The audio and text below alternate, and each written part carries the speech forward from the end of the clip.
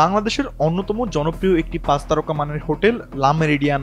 এই হোটেলের চাহিদা ছিল রুচিশীল ও সম্ভ্রান্ত শ্রেণীর কাছে। তবে সময়ে সময়ে মালিক পক্ষের বিরুদ্ধে নানা বিতর্কিত কর্মকাণ্ডের খবর গণমাধ্যমে প্রকাশিত হয়েছে, যার ফলে ইমেজ সংকটে পড়ে হোটেলটি। তবুও লা মেরিডিয়ানের রেস্টুরেন্টগুলো সবসময় প্রশংসা কুড়িয়েছিল, কিন্তু সাম্প্রতিক মাসগুলোতে রেস্টুরেন্টের গ্রাহকদের কাছ থেকে একের পর এক নেতিবাচক রিভিউ আসছে।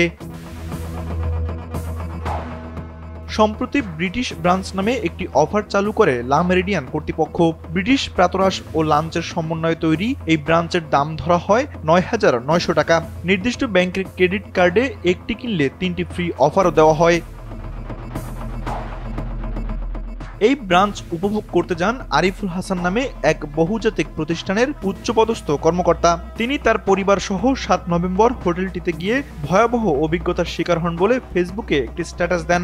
আরিফুলের অভিযোগ, ব্রিটিশ ব্রাঞ্চটি আসলে ছিল একটি স্ক্যাম। কোনো ব্রিটিশ খাবার ছিল না, এমনকি ব্রিটিশ পতাকার বদলে রেস্টুরেন্টটি সাজানো ছিল গ্রিসের পতাকা দিয়ে। তিনি আরও লেখেন, খাবারের অনেক মেনুর নাম উল্লেখ ছিল না, স্টাফরাও সহযোগিতা করেননি।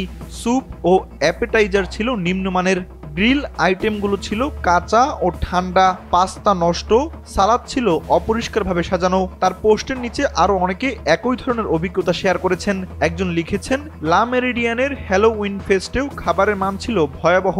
৯,০০০ টাকার বাফেতে ৯টি ভালো আইটেমও পাওয়া যায়নি। অন্য একজন মন্তব্য করেছেন, দেশের অনেক ৫ তারকা হোটেলের খাবারের মান আন্তর্জাতিক মানের তুলনায় অনেক নিচু, এখানে খাওয়া মানে টাকা নষ্ট।